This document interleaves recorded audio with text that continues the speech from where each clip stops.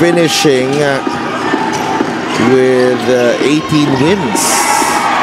Yeah, if they get to win those last 2 games, including this one, they're poised to get to win number 18. Now, yung Gensan Warriors, considering their stats, posible na magtabla sila, pero win over the other, nanalo ang Basilan over Gensan. Basilan should take number 5.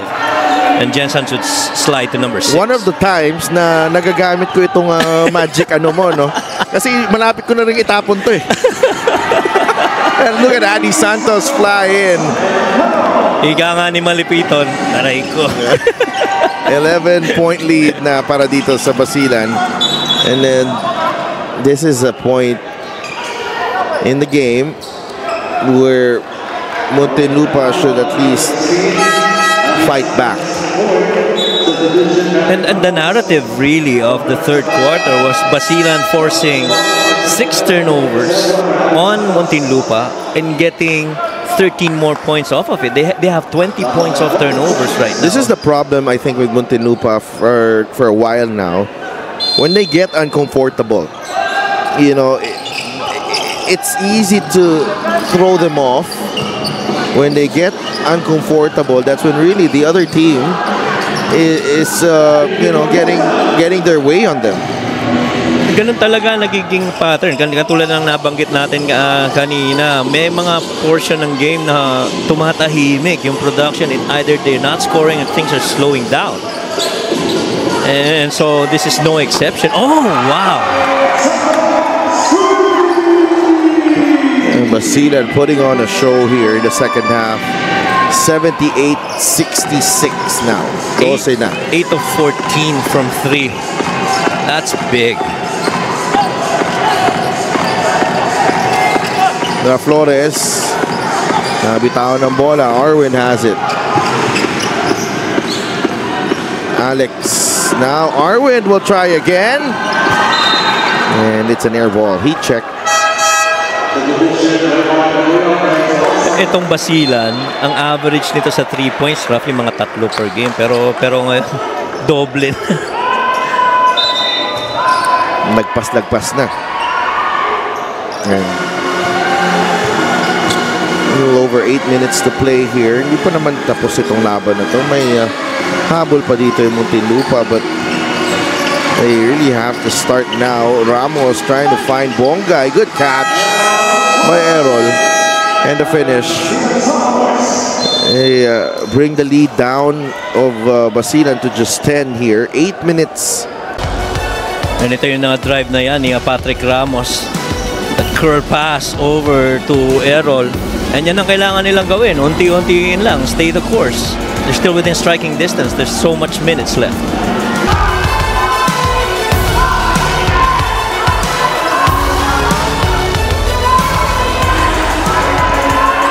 Ten-point lead here for Basilan. 8 minutes to go sa ating laro.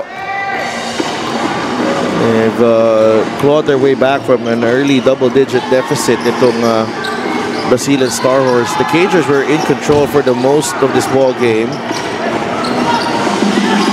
Arwin puts the ball on the deck. Arwin Santos could not get the roll this time. Ron Lastimosa able to grab the rebound. Back the other way, Patrick Ramos. Matiliano. Matiliano lets it fly. No good. Rebound, Cabagnot. Third rebound on the ball game para kay Alex Cabagnot. Also has 15 points and 7 assists. You got that stop earlier. You got to produce. Now you got to go back and defend again. Masyado malakas na ang pasa ni Eman Calo. Well, thankfully for the Cagers, nag-turn over yung bola na yun. Kasi yung short roll na yan, yan yung slip, yan ang pinaka-nahihirapan silang depensahan. Kaya nakakakuha ng maraming puntos kanina si Adi Santos to start the game. Those slip screens, they never were able to check. Flores. There's Ron Lastimosa. Kabigin. There's a foul. 2 free throws coming up para kay Lloyd.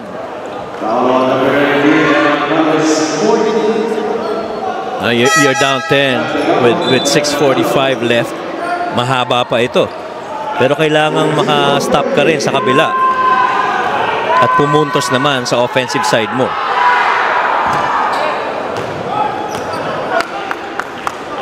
And misses the first free throw. Free throw of the game is brought to you by Extreme Appliances ng Subok at Kompleto Appliances brand ng Pilipinas. Get a good stop here. Make a run the other way and trying to trim this down to maybe 7 or even 6. Kaduyak to Arwin. Santos will fire. He gets his own miss. Muntik pa pumasok. Dagangon tips it in. Another offensive rebound this time for Basilan. He's got 11.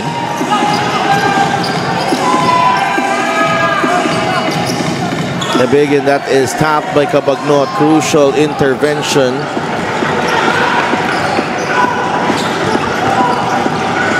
Kaduyak, the kick out. Cabagnot to Dagangon. Estimosa bats that ball away. Got to pass, catch it, and move it. Now, when that ball sticks, din bumabagal yung opensa nila eh. Oh, a steal here by Arwin Santos. Count the basket plus the foul. 13th turnover of the game for Muntinlupa and the 24th point of turnover that they've awarded for Basilan. We talked about the ball sticking. And Arwin Santos really just had to dig in real low on that dribble by Ron Lastimosa. Hindi tumatanda. Ito si Arwin Santos. The ageless. Ano na rin eh. No? He is rejuvenated as well in this season. Tsaka grabe yung tinip niyang bola na yun. Napakababa ng dribble na yun para makuha pa niya.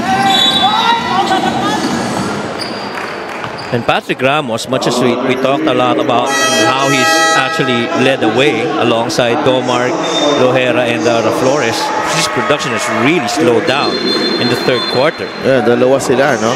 Ni Kurt.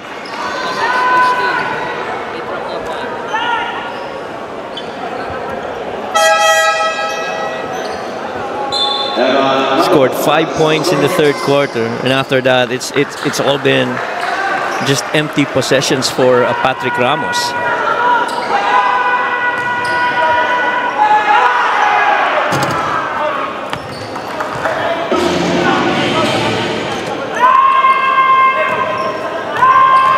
One more free throw. Ang ganda ng numero ni Patrick Ramos dito. 18 points, 5 rebounds, and 9 assists. Nice production from him, but Muntinlupa is down by 12. With 5 minutes remaining in this ball game. Tempra to Kaduyak. Raymar fires a 3. Masyado malakas. Dagangon is there to save the day. How about Gab Dagangon? He's staying active. He started real strong to start the game. Pero ito, patuloy lang siyang nagiging active. Able to locate that missed shot and stick it the other end. And 13 points na para kay Gab Dagangon. Dito pa rin tayo sa Paco Arena in the city of Manila. Second game pa lang tayo dito. Basilan against Muntinlupa. We still have Pampanga against Parañaque later on.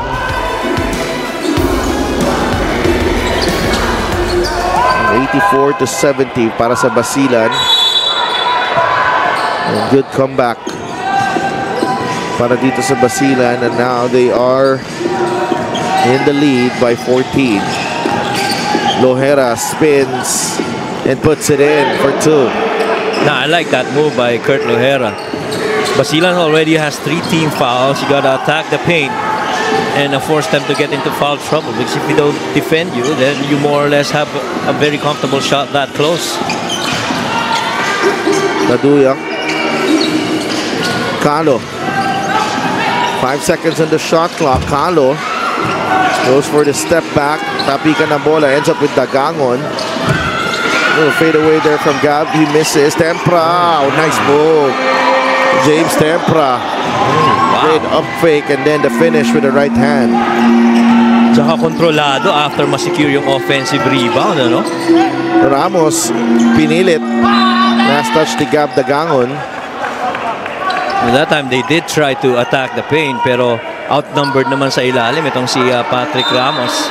Some other guys got a free one pass away from the guy with the ball. Jumper by Kurt. That rattles out. Rebound ni Gab Dagangon. 86-72 now with under 4 minutes to play. Makeable shot not going in for Kurt. Kailangan dumipensa. Gab thought about it. Balik muna kay Raymar Kaduyak. Dagangon will launch the three. Lohera with the rebound. He's got 8 in the ball game. 15 points para kay Kurt. Only 2 here in the second half. Bongay too strong on the three. Calo will secure it para dito sa Muntinlupa. Or Basilan rather. Yeah, dito mo na nararamdaman yung yung composure nitong Basilan, ano?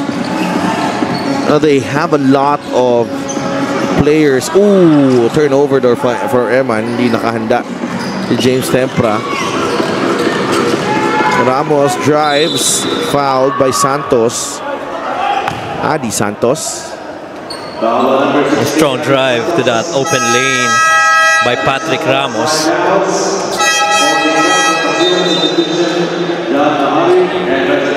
Napalitan na tao dito. Arwin is coming back in. Ito na yung sinasabi kong pag-manage ng minutes para dito kay sa Basilan. And Patrick Ramos fails to convert on the first free throw.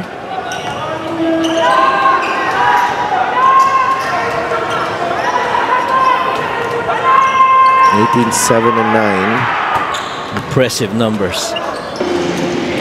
That's the dad of Patrick Ramos right there. Uy. Magandang gabi sa'yo, sir. Sure, very proud of his son performing this way for the Cagers tonight, but the hope really is to get a win. Arwin, yes. Nice ball movement by Basilan. It's back up to 15. This is the biggest lead of the game, actually. Tempra with a steal. And the turnovers have really been the challenge for the Cagers.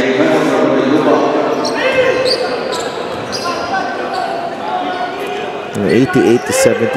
Mabigat itong mga turnovers, and especially in the second half. Muntinlupa only with 23 points, coach. Oo, totoo yun. And talagang para bumagal lahat para dito sa Cagers. Si Patrick Ramos once again going to work. And then all because napakaraming defensive stops na force na turnovers nitong Basilan. In contrast, Basilan already with 46 points here in the second half. Arwin Santos, easy too. I like what I'm seeing from Patrick Ramos, but this is not going to be enough here for Muntinlupa. Yeah, it's always about other guys stepping up for the Cagers. Iba't iba mga players ang actually umaangat sa kanila sa bawat laro, pero halos yung mga katulong yun yung kailangan talaga nila eh. Kurt Lohera takes it in by himself. 13-point lead. Muntinlupa just going through the motions now. Foul on Flores, whose production has also dipped here. Dito sa slump ng Muntinlupa. Yes, pretty much. Fast break of the game is brought to you by Extreme Cool Air Conditioners. Ang Extreme magpalamig. Free installation for split-type air conditioners. And that time, Patrick Ramos able to circle around every defender na nakaharap niya.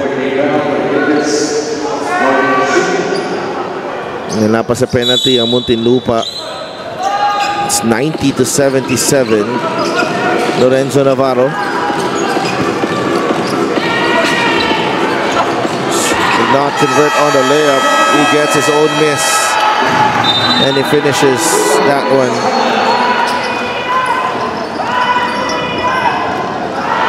There. Ewan Calo.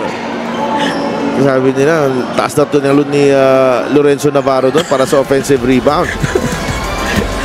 Lorenzo Navarro right there. Totoo naman eh. Oh. Mutik nang umabot sa board eh. Napwestuhan lang na maayos. 92-77. We have a timeout here. We'll be right back. Coach Pedic ni Matulak and the rest of the Pampanga Giant Lanterns are seeing action in a while. Makakalaban nila ang Parañaque Patriots dito sa Paco Arena. Yep, and you know, it's an opportunity for Pampanga to try and secure their spot dito sa Norte kasi matibay pa rin yung labanan para doon sa number 4 spot. 4 teams actually going at it, Pampanga being one of them. Nohera is fouled. And yun, isa na yan sa mga bagay that they took away from Kurt Lohera, that drive going the left side of the floor, especially when he starts it either from the top or dun sa kanang side ng sahig. Naglalagay na agad sila ng tao na nakadisrupt dun sa space na yun for Kurt Lohera. And the struggle from the free throws has not really helped, especially this latter part of the game when they really needed those points. 92-78, John Mahari. Labas kay Navarro. No, lahat ng player nilusutan ng pasa na yun. Turnover, kaya bola ngayon para dito sa Cagers. Coach Rich Alvarez, I'm sure he's satisfied with the way his team performed today. It took a while for them to get going, particularly on the defensive end. Oh, doon sa simula nung game, parang first 5 minutes yata, tumawag agad ng early timeout ito si Coach Rich dahil hindi maganda yung kanilang shooting. Ang ganda ng 3-point shooting ng Muntinlupa, mas maraming attempts sa Muntinlupa, pero inunti-unti nila with a lot of efficiencies on their end of the floor, able to force a lot of turnovers for the Cagers, which right now in the second half, ang total of 9 turnovers na already ang na-force dito sa Cagers. Nohera sinks the free throw, but too little, too late here. Yung hindi talaga asikaso na maayos dun sa bola naging challenge dito sa Cagers. Yun yan, no? Halos 17 yung pinamigay nilang puntos of those turnovers after giving away just 7 points of turnovers. Just a good comeback. Looks like Enzo will dribble this one out. And Basilan completes the comeback, the turnaround. Maraming salamat. Kasama ko ngayon ang Spider-Man. Congratulations, no? Arwin, nag-effort din talaga yung mga bata sa Muntinlupa. Nakita naman natin yung first half, ano? Pero sabi nga ni Boss Bernard, ito mga susunod na buwan. Ito na ang panahon nila Arwin, nila Jervy, nila Alex, no? Panahon na ng mga veterano para mag-step up. Anong tingin mo sa larong ito kanina? Yun yung nagbigay ng pressure sa amin, yung sinabi ni Boss Bernard. Kaya kami, challenge sa amin na talaga mag-perform every game namin dahil alam naman natin habang lumalalim yung season, nagiging crucial na yung mga games. So ang goal din ng team namin, may panalo namin lahat ng games namin for September. Yun muna. Arwin, sa dami mong naranasan na playoffs, finals, ano, anong tingin mo dito sa nabuong team nyo na to sa Basilan? Yung team namin ngayon, kasi nung una, nangangapa pa eh. Ngayon, medyo nag-aamo yan na medyo kabisado na namin yung bawat isa kasi matagal na rin kami magkakasama. And ang nakakatuwa sa team, sa mga teammates ko, alam mo, kahit ano yung natatalo man kami, positive lang kami lagi. Kami bilang leader, kami bilang mga veterano rito, kagaya nila Alex, nila Jervy, binibigay lang namin lagi yung pagkakikita kami sa practice, positive lang, para yun ang dadalhin namin sa game. At yun ang importante. Maraming salamat.